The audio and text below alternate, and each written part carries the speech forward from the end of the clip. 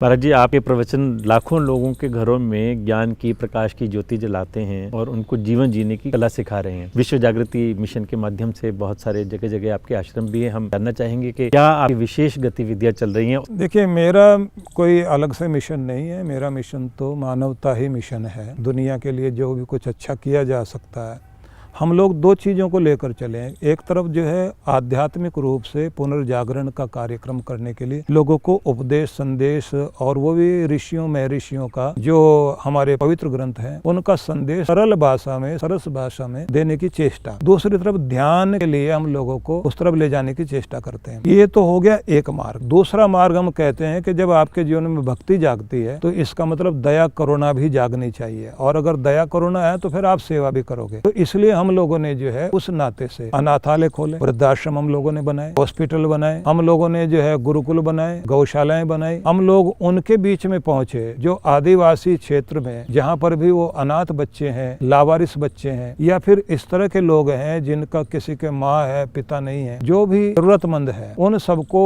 Educate करने के लिए, शिक्षा देने के लिए तो कार्य शुरू किया ही। उसके बाद में विचार आया, जैसे मैं उदाहरण के तौर पर आपको बताना चाहूंगा, हम लोगों ने झारखंड में रांची से आगे रुक्का स्थान है, एक खूंटी स्थान है, वहाँ पर हमारे 2 स्कूल चलते हैं। आदिवासी बच्चे वहाँ पढ़ने के लिए आते हैं। सूरत में, गुजरात में हम लोगों ने अनाथालय खोला। इसी तरह से कानपुर में भी हम लोगों ने इस पर कार्य किया। अब वहाँ गुरुकुल चलता है। झुग्गी झोंपड़ी में रहने वाले, कूड़ा कचरा बीनने वाले, भीख मांगने वाले बच्चे, उनको पढ़ाने के लिए भी हम लोगों ने कार्य शुरू किया, ज्ञानदीप विद्यालय के नाम पर। ये हम फरीदाबाद में चलाते हैं। वृद्धाश्रम हमारा यहाँ चलता है, हॉस्पिटल हम लोग के चलते हैं, गौशालाएं हैं। ये सब का सब सेवा का कार्य है। हम लोग ये कहते हैं कि अगर आप आध्यात्मिक इंसान है, भक्ति में आपकी भावना है, तो इसका मतलब सेवा में भी भावना होगी। क्योंकि दया शब्द अगर हम देखते हैं तो उलटने पर याद बनता है। अगर ईश्वर को याद करते हो तो दया अपने आप, तो दया आपके अंदर पैदा होगी, और दया आपके अंदर आती है तो इसका मतलब ये है आप सेवा के कार्य करोगे। तो 2 भागों में बटा हुआ हमारा जो संस्थान है वो कार्य करता है।